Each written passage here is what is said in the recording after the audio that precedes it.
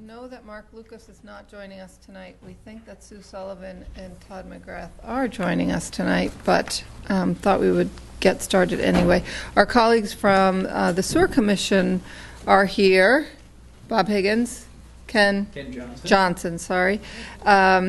So welcome and thank you, and please keep coming because you guys are constantly on our minds.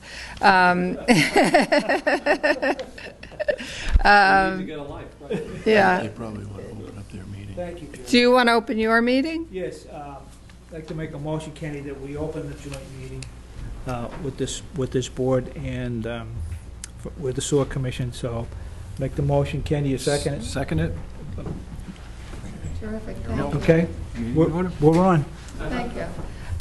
Tonight we are fortunate to have two representatives of state entities that are here to talk to us about economic development and infrastructure financing. We will start with John Sisson from the Massachusetts Office of Business Development. Thank you so much for coming. Yes, please. Yes. And you can move it around. Like you can take that off of that if it's more comfortable, whatever works for you. All right, good evening. My name is John Sisson. I work with the Massachusetts Office of Business Development as the Regional Director for Greater Boston, which includes Hingham, Weymouth, Braintree, all the way out to Cohasset, Randolph, Holbrook. That is my region. I also go up pretty far north, but anyway. Our office exists to help businesses grow in Massachusetts, and we help those businesses by connecting growing businesses with the resources that will help them to grow. Now, in the case of a manufacturer, that might be financing for equipment. For another company, that might be training for their employees. It might be a real estate search. There's many different services we can provide, we, through our partners like MassDevelopment, provide to different companies. Now, people sometimes ask me, what is the profile of the company that you can help? And typically, I like to say we work with growing companies, so it needs to be a growth company. If it's a mom and pop that has been 3 to 5 employees for 20 years and is not seeing growth, we can definitely connect them with resources like the Massachusetts Small Business Development Centers and the Small Business Administration, and there's great resources available to them. Our office, however, is really looking at companies that are going to be growing jobs and making private investment in the Commonwealth. And I like to describe myself as a concierge for businesses because that's pretty much what I do, is connect people, connect companies with resources. And so I could go through a litany of the different resources that are available, but we'd be here for some time. So really it's more important for me to work as a concierge, to meet with those businesses, find out what their needs are, and then try and connect them with whether it's industry-specific resources or more general resources that can help them grow. And that's what I'm happy to do. So Emily's got my contact information. I've got business cards, and I'm happy to connect with any businesses you want to send my way. So that's my job. I wanted to mention one other thing. Our office primarily, as I said, works as a concierge service for businesses. We do have one program that we administer that's called the Economic Development Incentive Program. It's a job growth program. And the way it works, very simply, now I did not bring PowerPoint slides tonight because it's pretty straightforward about how our program works. It's a 3-way partnership between a municipality, a company that is growing, and the state. So if a job creator comes to, say, the town of Hingham and says, we're growing, we're going to be adding 50 jobs, or we want to do a $10 million addition to our plant, they may come to the town of Hingham and say, we'd like to do this, but we need a little help. And they may approach the town about maybe getting some property tax relief to help them finance that expansion.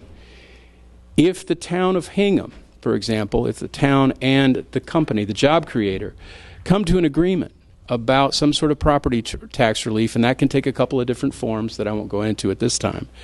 But if there is an agreement, that opens the door for the state to provide investment tax credits, which will help that company reduce its corporate tax liability over a period of time. And many of the aspects of these agreements are negotiable, but this vehicle exists to help companies grow in Massachusetts. So if you know of a growth company, again, this is a great program that we like to be involved. We love to be involved at the municipal level whenever we're invited. I don't know if you want to do questions at this time, or if you would like an example. Case study, sure. I don't have a recent case study from the South Shore. I do have several case studies from the Boston area, and I'll mention one. In December, the Economic Assistance Coordinating Council, which is sort of our governing body for the EDIP program, I worked with a commercial baker called Hoff's Bakery in Medford. They were looking to grow from 40,000 square feet into a 100,000 square foot building in the town of Malden. That building was vacant. So Malden was very interested in Hoff's Bakery's expansion, and Hoff's, I should mention, had expanded in their existing site in Medford and were landlocked. They had no more room to grow in the plot where they were. So this was a big opportunity for them. It was also a very large bite to take off for a company of their size. So growing from 40,000 to 100,000 square feet and about a $19 million investment. About half of that equipment, half of that real estate. It's a very large investment for a company of their size to make. They were growing from, I think, 70 employees, or between 70 and 80 employees, up to 150. So it's a very interesting project for us to get involved with. The city of Malden did grant them property tax relief, and that opened the door for the state to come in and provide investment tax credits to Hoff's. Again, they're a manufacturing company in a gateway city, so that rang a couple of bells for us. But it was a very exciting project. It's a guy named Vinny Furtura started a company in probably a space not much bigger than this room, and grew from, I think, 2,000 square feet to 100,000 square feet. So anyway, an exciting manufacturing company that we were able to assist in a very small way with their growth. Yes? Is there any relationship, sort of strict relationship or loose relationship between the amount of property tax relief a town grants and the amount of investment tax credits? In other words, could the town grant $1 of property tax relief and open the door for a company to come in and say, we're looking for investment tax credits? I think historically you can look at the awards that have been given, and there's a great range. There's not an algorithm that automatically says if the town puts up X amount of dollars, the state will put up a certain amount. I believe, and again, we're in a new administration, so I'm not certain what the policies may be going forward, but historically, what you'll find is there's not a real direct correlation. I think the state is really interested in job growth. So the state will look at the number of jobs being created, and the coordinating council will make a determination on what percent of investment tax credits to award. Okay. But the principle is the town has to have some skin in the game financially? Exactly. Okay. There was another. Go ahead, sir.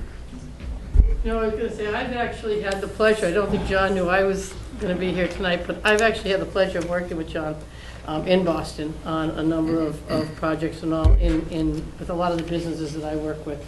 And the programs that he is involved with really do work, and but it is definitely a municipal component to skin in the game. But also what he does is he brings in other state I don't want to say departments, but commissions and all that can help, and even not just that, but some of the lending partners and all as well. Right. So I would highly recommend, if we had someone who was looking to expand and all like that, that they should talk to John in his office. Thanks. Would you know what the mechanism would be for a town such as Hingham with the town meeting style government to actually grant some sort of property tax relief?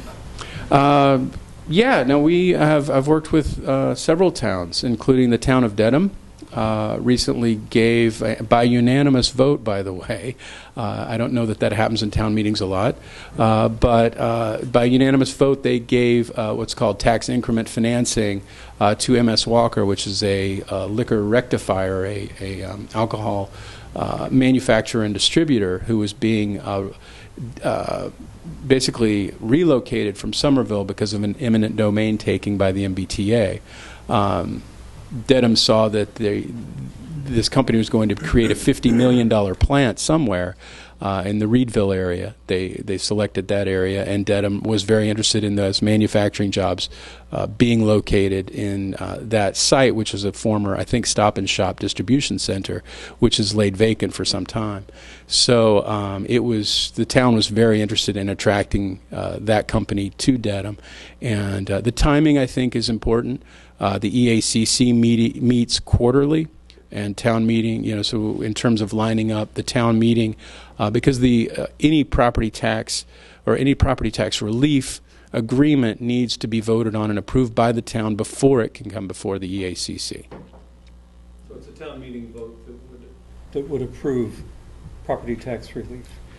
As much as I understand about the town of Hingham's governance, yes. So it would get approved before there's any knowledge as to what the state would be willing to offer? Yes. Again, it's at the discretion of the coordinating council. I think, again, historically you can look at ranges and say what has happened in the past.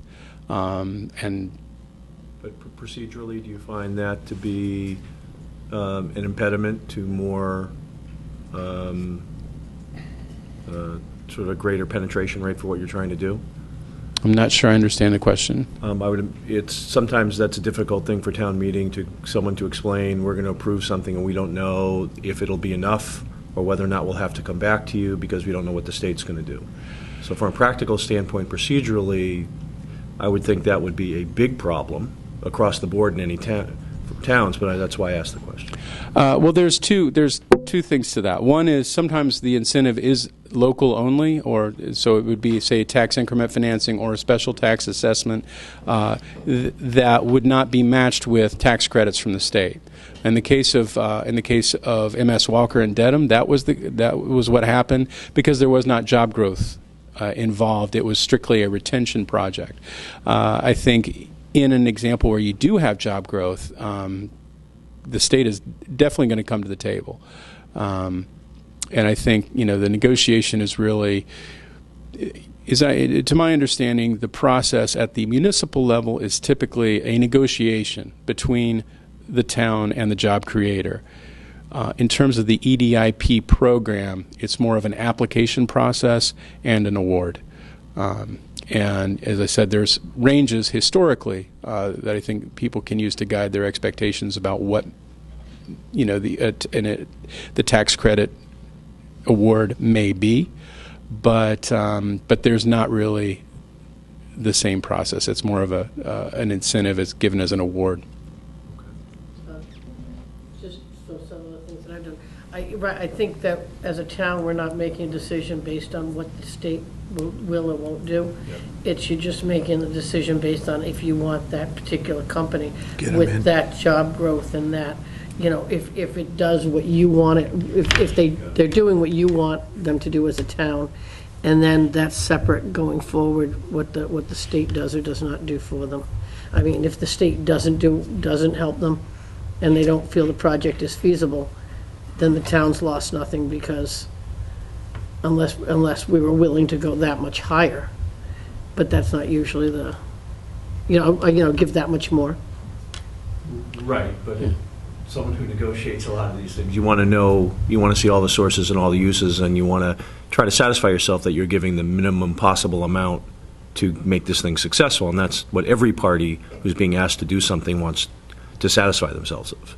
So we're no different than the state, except we have a bag over our head. We can't see what the other parties are doing. Yeah. And the one thing I will say is everything that I have seen is that a lot of the state money is tied to the job creation. No, that makes sense.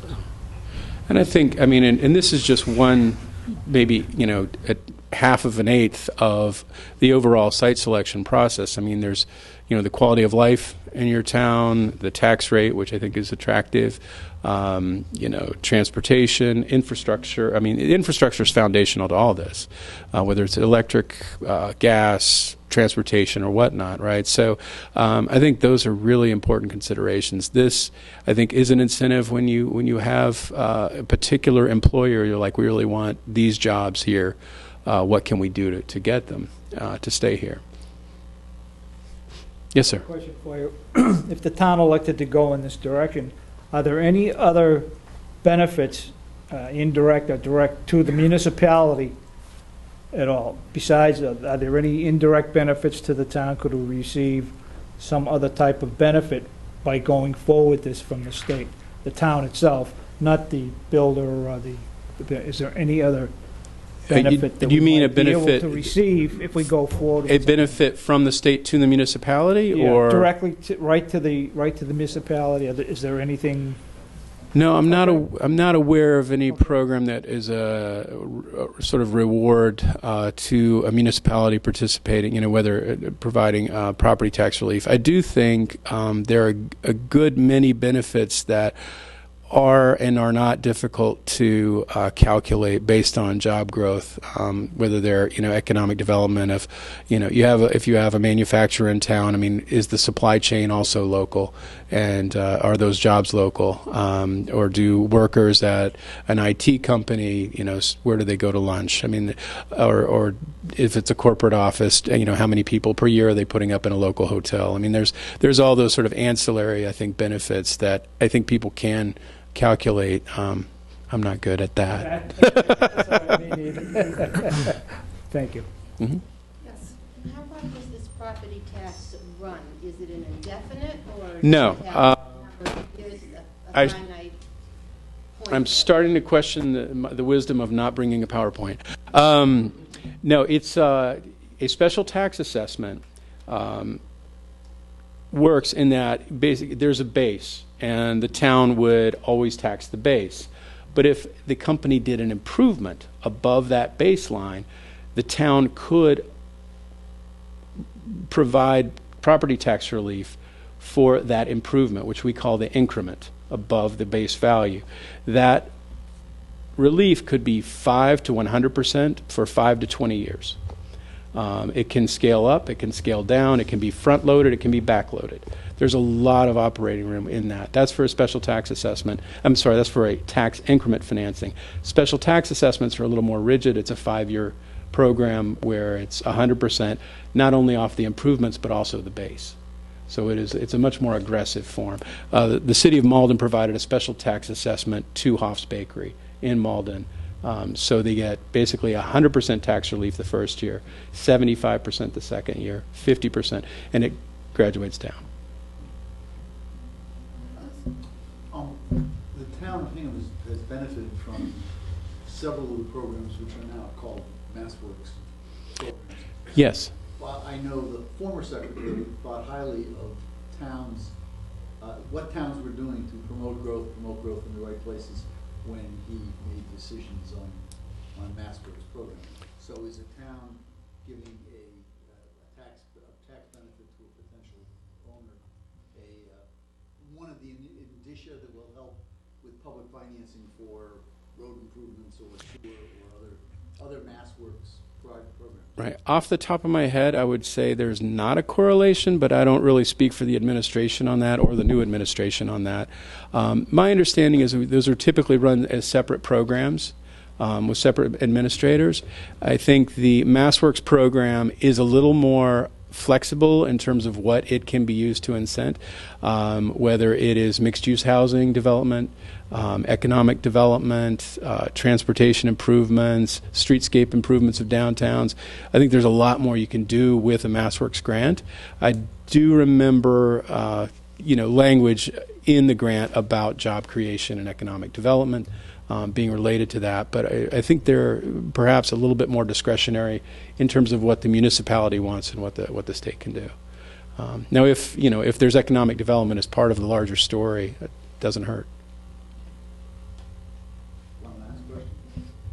can a municipality work with a company to arrange a tax increment financing arrangement where the owner produces some infrastructure that might otherwise have to fall out of the town's coffers, and in essence have the town finance it by providing tax relief going forward? Isn't that allowed within the realm of what you can negotiate? I think that's a very interesting question.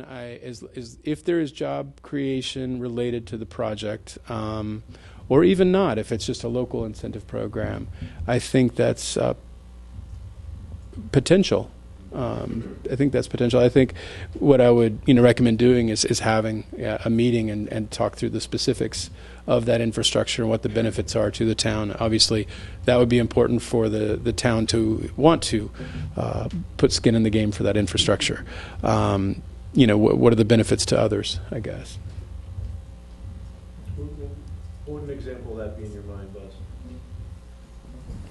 If there were a major company wanting to relocate to Hingham and you needed to increase the water pressure in some unnamed portion of town, and there were and the developer or the company were able to build a water tower or something, could the town, which would serve benefit the town, could the town say, you build it and we'll give you a percentage for some limited amount of time, but 5, 10, 20 years, a reduction of your tax revenue, which in essence would be somewhat more or less than the town would have to pay if it put the development in as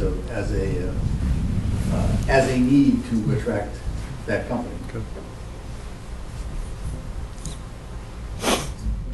So That's creative. This is a broad brush, kind of naive question. In your experience, are towns of the size of Hingham, the smaller towns on the outskirts of Boston, actively looking for employers who are growing to bring them, to their towns? Or does this seem to be something, like you say, you've worked in Newmarket, Somerville, sort of this larger, cities that have economic development offices that are doing this? Yeah, no, I think, I don't think that's the only way it happens. I think, with the limited capacity that most municipal offices have, they don't typically have an economic development person on staff, at least full-time, who are out, I think, promoting their, say, industrial park. There may be some industrial parks that have, private sector funded industrial parks that may have staff to do that. I do find that, you have commercial real estate brokers who tend to know what's going on and tend to hear things. We also have companies. I know of a company that's interested in Randolph, moving from Boston to an office in Randolph. And they have communicated with town manager David Murphy over there about, we'd like to move. We want to grow there. Can we talk? So I think that's an interesting. The companies can be seeking out the space. Commercial brokers can be bringing people to sites, and then I think municipalities of a certain size, like the town of Bedford, which is not a large town, does have a part-time economic development person working for them. So it can take any of those forms.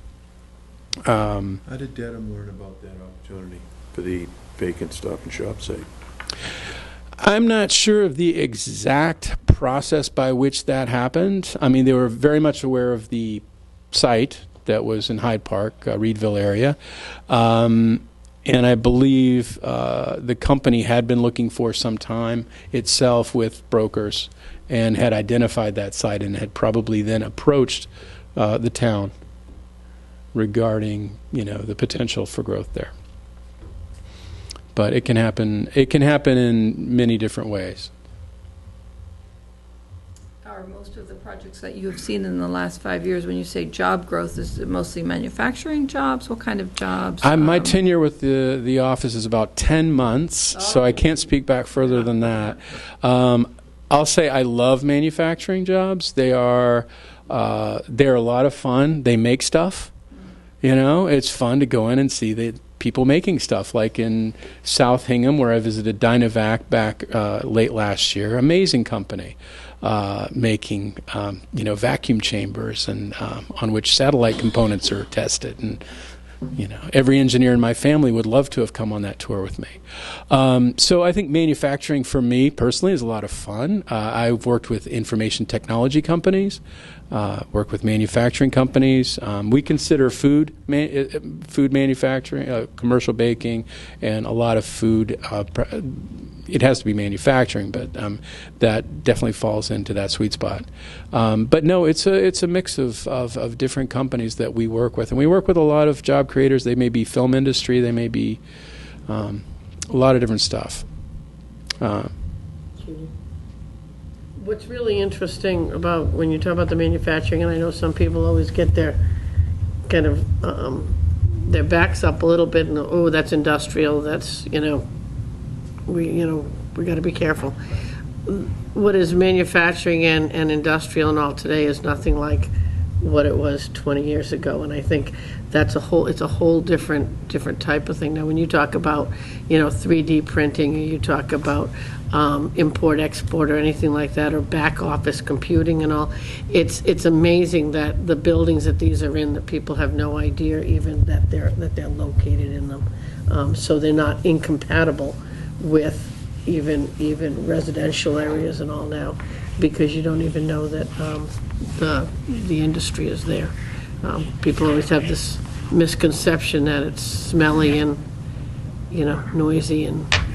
There are several small, I would say, like for example, pasta manufacturers. I know of I think 3 or 4 in Somerville and Everett, and you wouldn't know they're there when you walk by unless you open the door and oh wow, this is where most of the North End's pasta gets made. I believe we have a gin distillery in South Hingham as well. Next time you're up there, it's not there yet. Well, it's there, but it's still in the cask. Oh, And it's gin and bourbon, several distilled things. yes. But are they operating? Oh, yeah. Oh, they're manufacturing, they aren't selling quite yet. Right. Just the distillery. But I'm happy to answer more questions about the EDIP program. Really, like I said, I'm a concierge. I like to connect people with resources and connect people with others who can help them.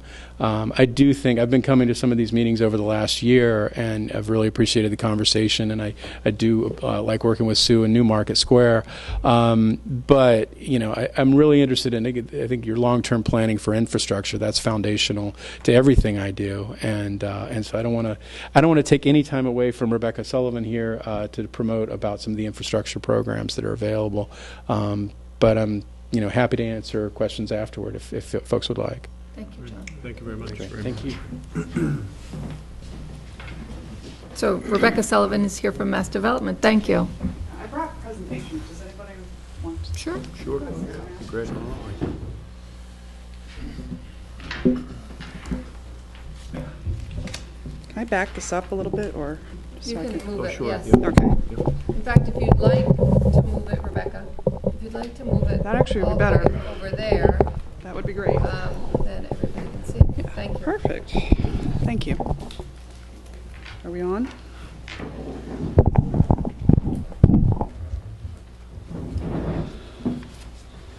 All right, so I can barely see that. Can other people see it? They can see it. Oh, you got the lights. Okay, all right. Can you see? Okay. Perfect. Okay.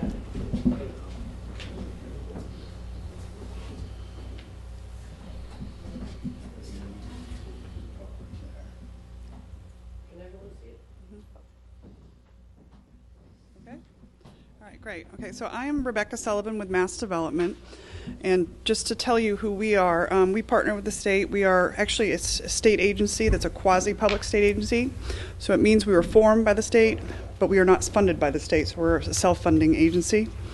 And our main mission is economic development. So we are run by a board who Jay Ash, the new secretary for HED, is our chairman. And we operate in basically 2 different sectors. And so economic development means a lot of different things. But the 2 areas we focus on are real estate development and financing programs.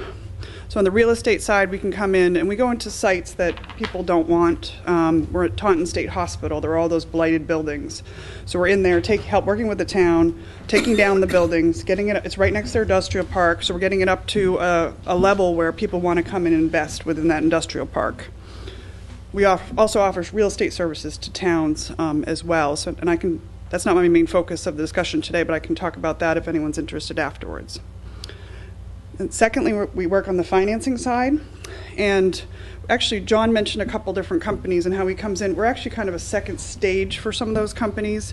We finance manufacturers, nonprofits, affordable housing, mixed-use developments, all different types of things, giving them below-market financing to also help those projects happen. And today, I'm here to talk, though, about one specific set of financing tools we have, which is our infrastructure development. That's crooked. Can everybody read that? Okay. It's throwing me off a little bit, but I don't know. All right. So there's basically 3 different programs that we work with. Now, you mentioned MassWorks earlier. So these are almost stage 2 to MassWorks. Usually most communities define a project. They try to get a MassWorks grant. They form that application, and they get what they can toward the project if they hopefully can get it. What happens if you can't get that money? What if there's no other monies out there? There's 3 relatively new tools in Massachusetts to help finance public infrastructure. And so the 3 programs are called the Infrastructure Investment Incentive Act, called I-Cubed, District Improvement Financing, Diff, and Local Infrastructure Development Program, no acronym yet. Anyone has a good one? Well, somebody said LidPro, but it never stuck. So all of these have the same premise. We're setting a district, we're setting a boundary, and we're using a tax to help pay for public infrastructure. They all differ in how and who sets them up and what tax is used. So I'll just run through quickly. First, what can be funded. I like to do this in the beginning because all these programs pretty much fund the same thing. It's something that's publicly owned at the end of the day. So I know water and sewer is really what you're looking at here. Almost any water and sewer project would qualify as long as it has a public owner. If it's a developer wanting to own their own site, that's not going to work. But if you're putting in any public system, you can finance it through any of these programs. So the first of these programs is called I-Cubed. This is where the state agrees to fund public infrastructure by issuing a bond for it. So why would the state do that? Well, they're working with a developer. This is developer driven. So you have a developer who finds a site, wants to put in a large corporate headquarters, or we do a lot of mixed use developments with office space, housing, etc. And there's a lot of infrastructure to that site. So they will come in and apply to the Commonwealth. And the key to this, as with many of the other Commonwealth programs, is net new jobs. The Commonwealth is looking to see net new revenues to the Commonwealth. So it's really new jobs is the biggest factor, but they'll also look at all other Commonwealth taxes, retail taxes, sales taxes, taxes on the construction, what you're paying the construction workers, the wages on that, hotel tax if there was a hotel within it. So they're looking at any tax coming into the Commonwealth and doing an assessment and saying, is there enough net new tax so that the Commonwealth benefits? And if it does, we'll put some money into this project to get it going. And with any of these projects, the Commonwealth doesn't want to operate in a vacuum. It's a partnership.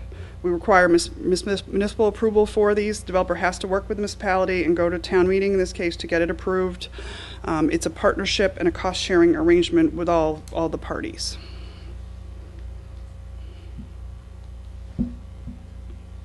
Okay, so how does it work? So as I said, this was developer-driven. So you have a developer who, there's a set application that's within the regulations of items that they have to cover. They apply to the Commonwealth, to the municipality, and to MassDevelopment at the same time. We all meet and decide, is this a project we want to go forward with?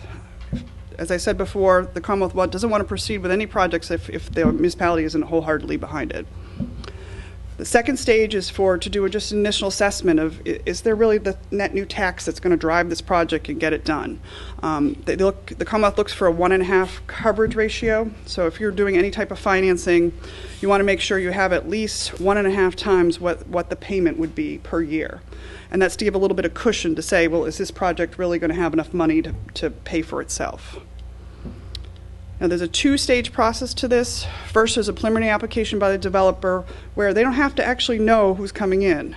They can have a development plan and know that they want to put certain things in certain areas. And as long as that development plan is well thought out, has details what job creation is there and what is supposed to go into the site, that can be getting a preliminary approval. And the reason for that is, well, XYZ company comes in and they know you have no sewer. So they want to move in 6 months, but you have no sewer. So how are you going to get them to come in? Well, you can say, well, I have this money now from the Commonwealth. We're going to start it next week to get this sewer in, and thus hopefully that will help communities with their negotiations with the developer so that you know you have Commonwealth money coming in to fund it. And then once you know who those parties are coming in and coming into the site, then you would come back for final approval and the Commonwealth would fund the project. So just a couple examples. This is the big one that we did for Fan Pier. This is the Vertex headquarters. It's kind of, let's see, do I have the pointer? It's kind of hard to see. Oh, that's not working. It's the little pocket on the left of 5 buildings. They're actually the ones right behind are the Vertex headquarters. They moved from Cambridge. And actually I heard Obama supposedly invited someone from there and might mention them in his speech tonight. So listen for that. Because that was actually the biggest development project in the country at the time. So it got a lot of national accolades. But in this case, we did the sidewalks, the streets, the park around it, part of that marina. There's public parks. So the Commonwealth came in and helped to fund that area to help get it jump-started. And the buildings that you actually see in front they're not there right now, they're under construction, so that helped get those other buildings up and going by getting the area around it more aesthetically pleasing and functional. So another one is Assembly Row in Somerville. So this is, this site actually has a Diff district as well. They had a large, huge site that used to be an old industrial building. I can't remember what was in there. I think it was an auto. It was a Ford plant, that's it. I was going to say auto manufacturer. It was a Ford plant, and the site was not in good shape. We helped them come in to get the basics of roads, streets, sewers. Again, we actually did a T station, helped them fund a T station here to get it accessible. And we have funded stage 1 of this project, putting $10 million into it, and they are expected to come back for a phase 2 shortly for another $30 million. So just to give you a sampling, I mean, these aren't just the big Boston projects, and I will say the Commonwealth wants to do more outside the city, just by the nature of what kind of projects these are. They have centered, inside 128, but the Commonwealth wants to do projects outside the city and to spread these dollars around, so we will go anywhere within the state, and they even consider smaller dollars in these numbers. The actual published figure is $5 million, but if you have a good project, come talk to us because we'll see if we can get something going. So these are just the samples. The one that's closest to you is Quincy Center. We're helping to try to fund the downtown development there with them. But as you can see, these are kind of all over the map. Some are headquarters, some are industrial parks, some are city buildings. Westwood Station you probably also know as well. It's fairly close to you.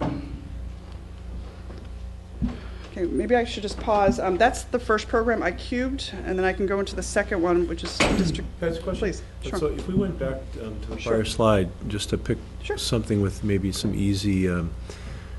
So let's say the $40 million Quincy Center project. Yes. I don't really know too much about it, but let's say that the state floated $40 million of bonds, and the bonds were long-term bonds at 4%.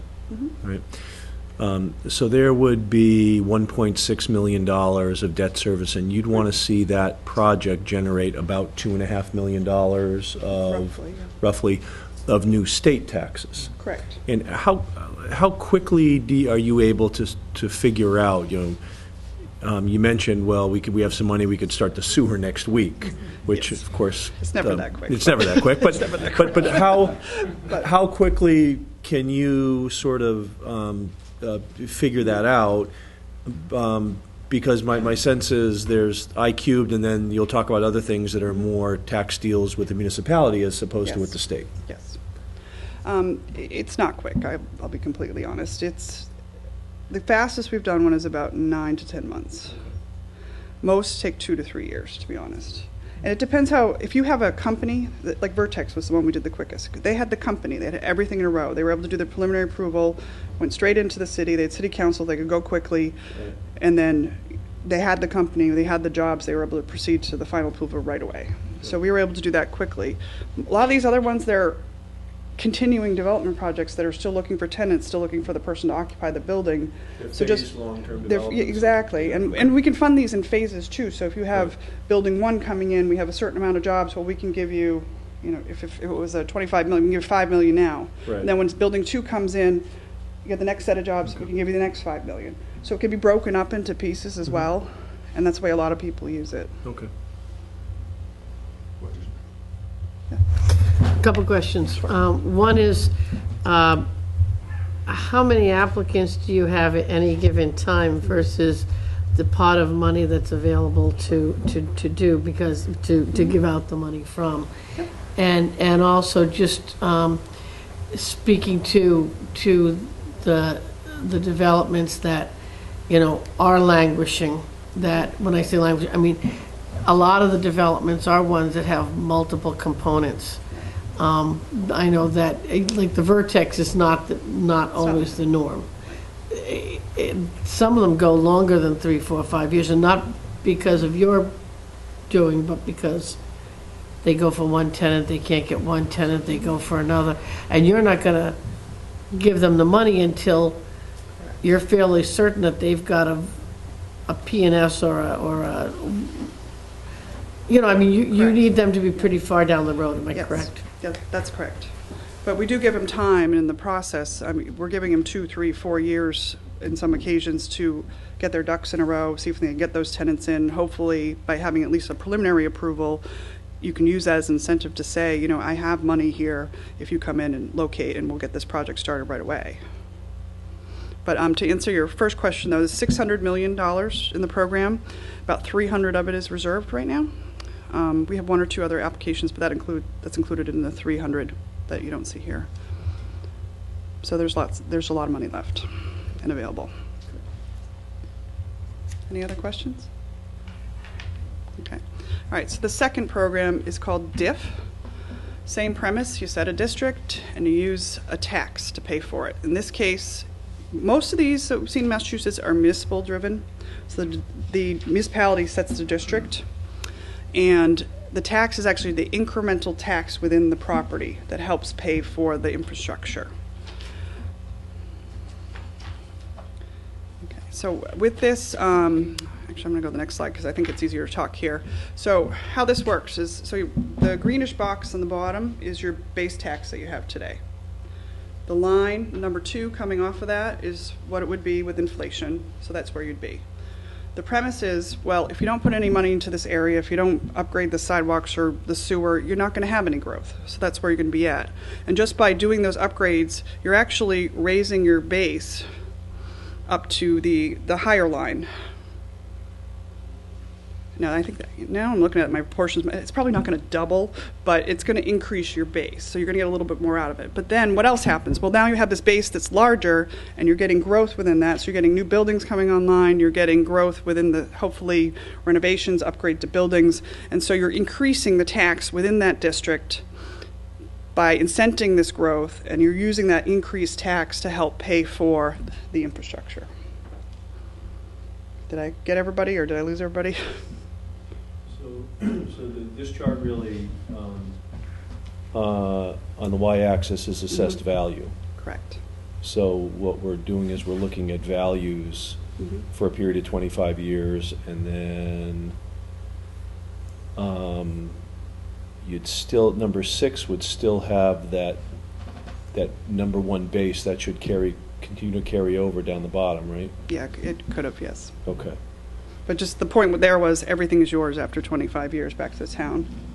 Right. Yeah. Because you paid off the bonds. Because you paid off the bonds. And so the point is, if you didn't put this investment in, you wouldn't have this extra growth. It wouldn't exist, and the town wouldn't have that coming into its coffers.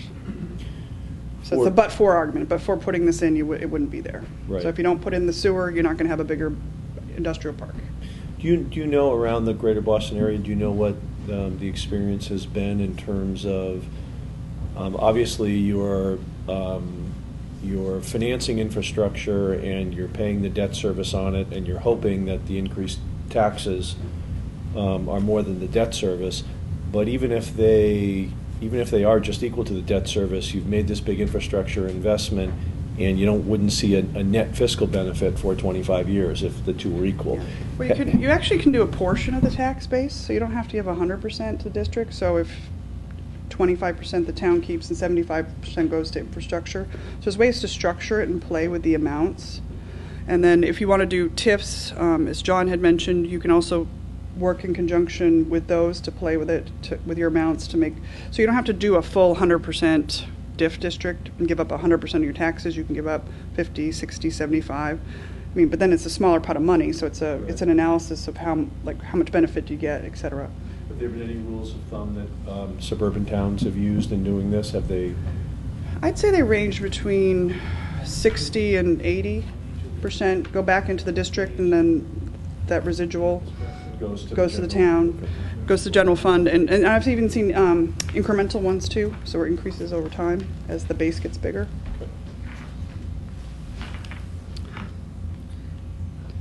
So the key with this is set by the municipality. We have seen a few that are developer driven, but the municipality has to approve a Diff plan. It does require going to town meeting. It has two parts of the baseline assessment. So you're initially approving the plan to lock in what your assessment levels are for that, and it's based on that tax year. The second part is the financing plan, and there's two ways to do this. Some municipalities have elected to do pay as you go, so they set the assessment, and then as the extra comes in, they put it in an account, let it accrue, and then just use that money as it comes in. Those have been smaller projects, streetscape, that kind of thing. Most have borrowed, so you approve a financing plan within your application to the town in setting the district, and that will set parameters as to what you want to borrow, when, etc.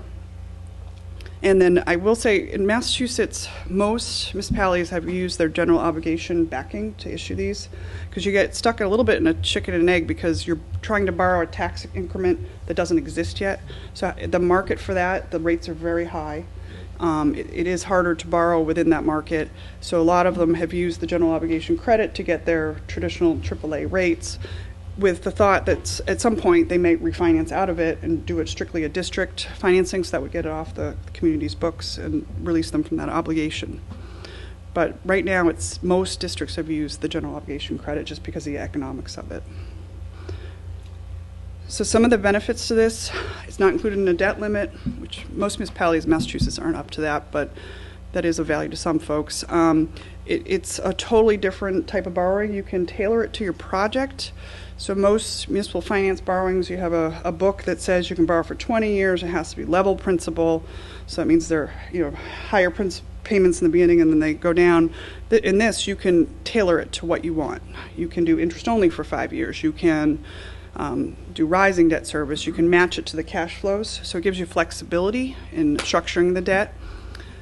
And then I'd just like to point out that there's no new taxes levied. This is just the taxes that would be assessed if this project goes forward, if you do the district. It's not an extra tax.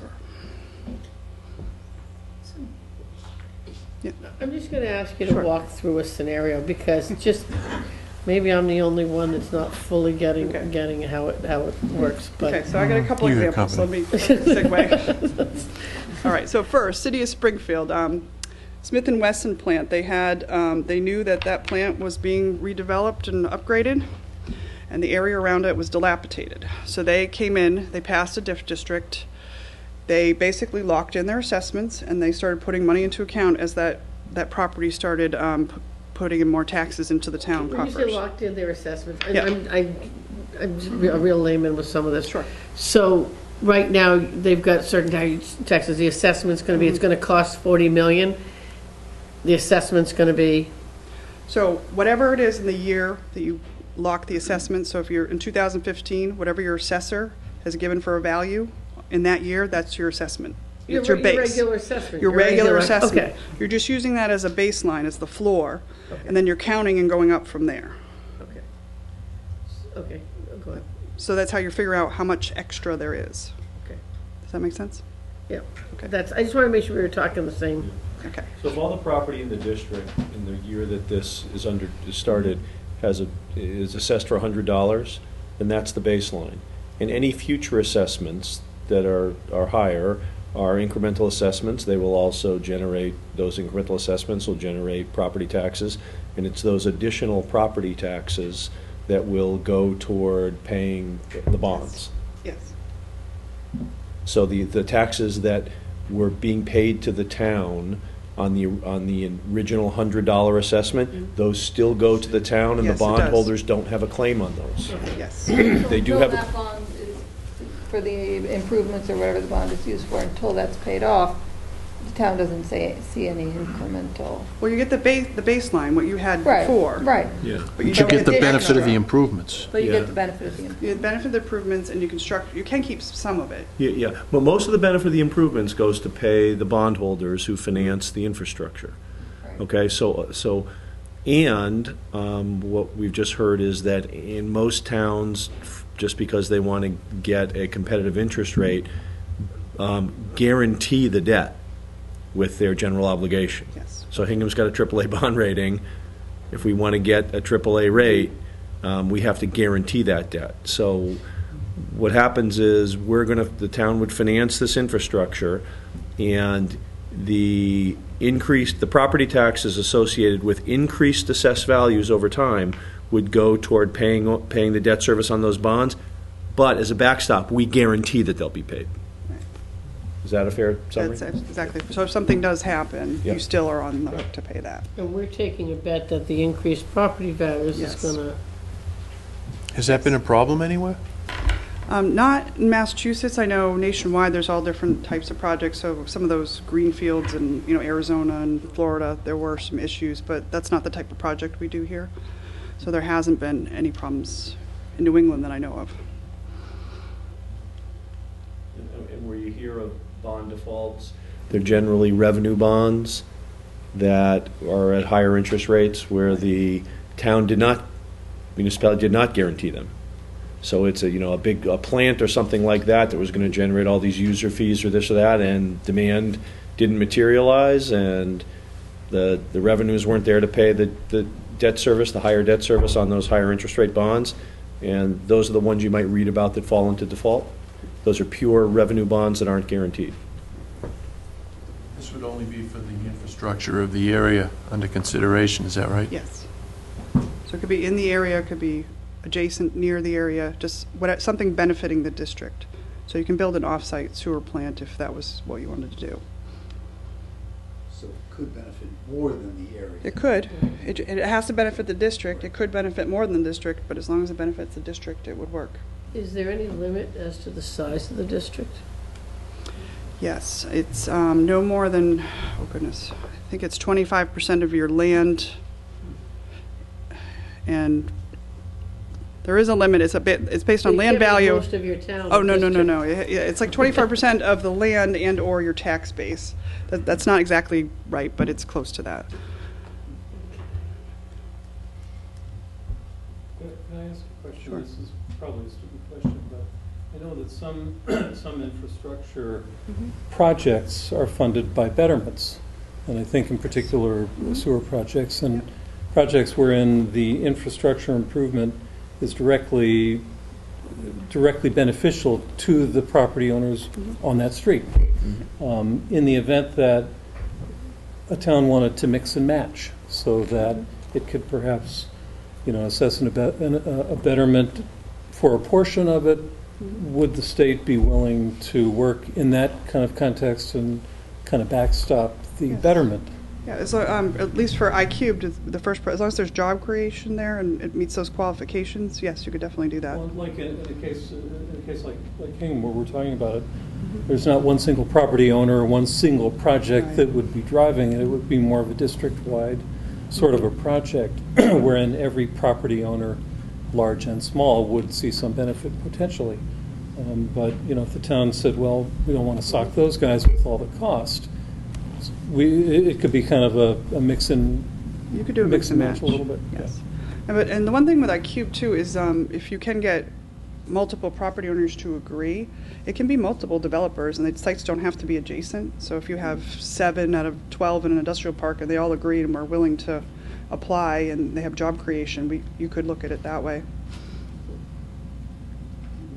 What are the state's, what are your department's available resources in kind of consulting with the town, with developers, to try to put something like this together to weigh the benefits? I know with school financing, it's a little bit tough to get on the list and to get in the office and all of that. Just how does your office, what kind of resources do you have to work with towns? Yeah, I mean, well, there's basically 3 of us who work on these type of programs, and we can come down and guide you. Most will do these type of applications either in-house or they'll work with a developer to do them and to vet the process. Some do hire consultants, and MassDevelopment does have some small pockets of money that we've helped communities in the past to hire consultants to look at these type of districts. Maybe just a follow-on to Jerry's question, so I'm clear. So imagine that a district is established. Could that district benefit from I-cubed, Diff, and betterments? You could Yes. you could mix all 3 of those together, Yes. assuming And- you had the job creation for the I-cubed and the okay. And the local infrastructure program, which is basically a different type of betterment. It's a special assessment that a developer agrees to. It can be, you can basically use this type of tax for anything. Betterments are traditionally sewer and water. This can be used for any type of infrastructure, and it's basically a developer agreeing to tax themselves to pay for the public infrastructure. And this is pretty new in Massachusetts, so we don't really have any examples. But it's used throughout the country. I mean, we're like the 40th of 50 states to pass this. And the developers like it because it basically gets them tax-exempt rates, gets them a different market to sell the bonds to. So they're going to a bank to get a mortgage for their building, or life insurance company, or whoever is going to finance it. Well, they don't want to finance another $20 million in infrastructure because there's no collateral there. It's just not something that they really want to do. Usually you have to find an equity source, and that's expensive for developers. So this is another avenue to give them low-cost funds in the project. And so it helps spur development. So just to mention, this is a really easy process. It has to go to your planning board, who has to approve it, and then your selectmen would approve it. No town meeting. I mean, because in essence, a developer is agreeing to tax themselves, so you're not giving up any municipal dollars or whatnot, so it doesn't have to go to town meeting. So it's a pretty simple process, and then we can come in and work with any developer to help them, guide them through the process, as well as help them to issue the bonds. So you could do all 3, and MassWorks, so you could do 5, potentially. A question for you. Does the municipal government have to own all the utilities involved in this? It has to be a public entity at the end of the day. So It doesn't have to be municipal, it could be, Okay. if you set up a sewer. Okay, but if there's a private utility involved, like gas or electric or something like that, is that they would be non-qualified to participate in this? Well, I mean, if you're running public lines in the street, that should qualify. Yeah, but the ownership is under the auspice of, say, the DPU, and it's not owned by the town, it's an investor-owned utility. Yeah, I'd have to look, technically it has to be publicly owned at the end of the day. There's maybe ways that we've done leaseholds and we've done easements to work with some of the private ownership issues. It's something I'd have to look at specifically to tell you yes or no. Sure. We've created a 43D in the town. Because of that, I know with MassWorks grants and all, we're up the pecking order and that kind of thing for those grants. Does this, do we also have special consideration for these programs as well? Is there any benefit from the 43D? Yeah, I mean, these really aren't incentive programs per se. That's why 43D and MassWorks were tied. These are really financing programs, and they're available to everybody. But the funding, the availability of funds would not be more. Well, in the case of I-cubed, we have about 300 left, so it would be, quite frankly, it's been on a first-come, first-served basis. 50 million of it does have to be used in economically distressed communities, but that threshold is already met, so it's available. It would be available. Okay, so there's no. Does anybody here have any questions? No? One clarification. I know when we were doing some work in Hingham, the question of jobs created was an interesting equation, so that retail is often seen as not creating jobs because the sales are going to go from one place to another. Can you elaborate on that a little bit? Because it's really, construction jobs are okay, but housing don't qualify. And Yeah. Yeah, so it's, for iCubed, they look at jobs as net new jobs to the Commonwealth, but it's net new. So usually there's what's called a displacement factor, and certain jobs are worth more than others. So a manufacturing facility that's adding 100 employees, that's easy. An office park, well, a lot of times you might not know who's coming in. We've done some medical office parks where we know that they're expanding jobs because of great need in that area. Those would probably have a little bit better displacement. But if you're moving someone, a service company from site A to site B, and not really creating any new jobs, that doesn't really get you anything under these programs. The other hard one is retail. We can do some retail, but usually only about 10 to 20% of the tax coming in gets counted, so they are harder to do. We have done some, though. The ones that we've done, there's arguments like Wegmans and things that are new to Massachusetts that wouldn't have really happened unless there was some investment in the site. So there has to be an argument as to why to count it. So if it's a Target, that's a hard argument. If it's something new to Massachusetts, it's an easier argument. How about, suppose you did have a, let's call it some kind of service firm, and they were in location A, and they were taking, 50,000 square feet, and they were going to move into the district or something, and they were going to be in 75,000 or 100,000 square feet. So they would be, growing, and they might make representations about their growth and their head count and that sort of thing. Is that the sort of stuff that's audited, and that you could actually, if the, I remember reading some stories years ago that employers said they were going to create all these new jobs, and then they sort of, you look back and they really didn't. Would that then come back and potentially be a source of risk for the town, or? It could. In iCubed, as I said, it was a partnership. So for that debt service each year, they're going to do an annual assessment of the jobs and what taxes are coming in. And so the Department of Revenue will actually look at that. The developer will submit what they think is correct, and then it'll be reviewed. If there is a discrepancy there, the Commonwealth does look to the town to make it whole. But in most cases, you would work with the developer, who either provides a letter of credit, provides some other security. Also, usually there's a special assessment on the property that you can assess that property for that amount. So you have a tax lien that goes in priority ahead of all the loans. So there are some measures that make it more palatable. And there's also a 2-year debt service reserve, so you'd have a 2-year cushion to work through the problem. And also, as I said, it's a tax lien, so it goes ahead of the mortgages. It gives you a little bit more security, and you'll just accrue that, and eventually you will get it back.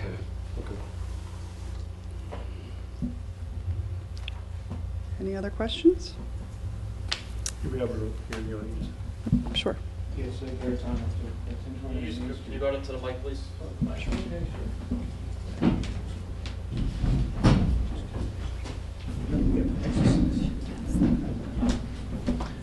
Hi, Gary Tondorf, 1029 Main Street. Of all of the three programs, in knowing what you know about our situation, is there a prioritized approach? Would you consider one program first over one of the other programs?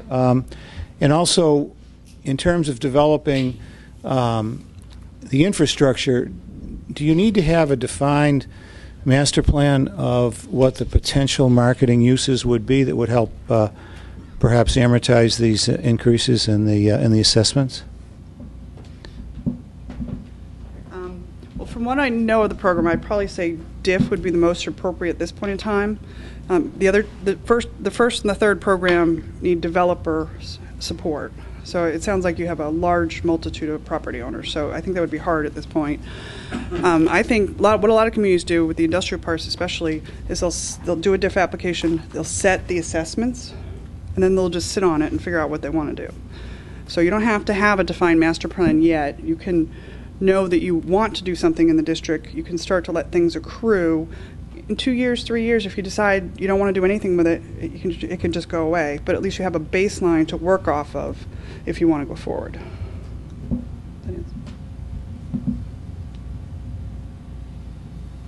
Does anybody else have any other questions? Thank you. You're welcome. Thank you. Really very helpful. Thank you for having me. Thank you. Yeah.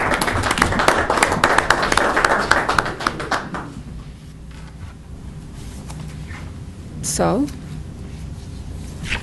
if nobody has any more questions. Emily, what's the answer? Yeah.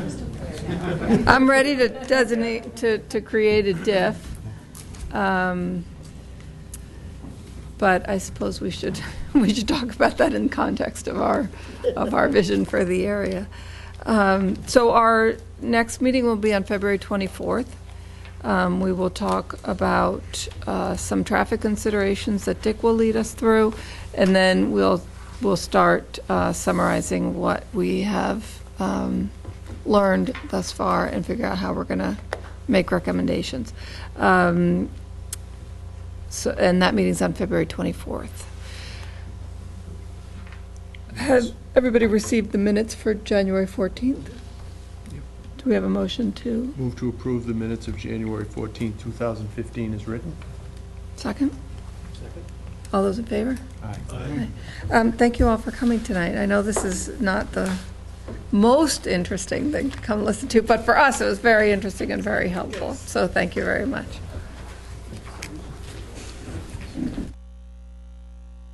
A copy of Rebecca's PowerPoint. We have probably 5 or 6 right there, and you're welcome to one.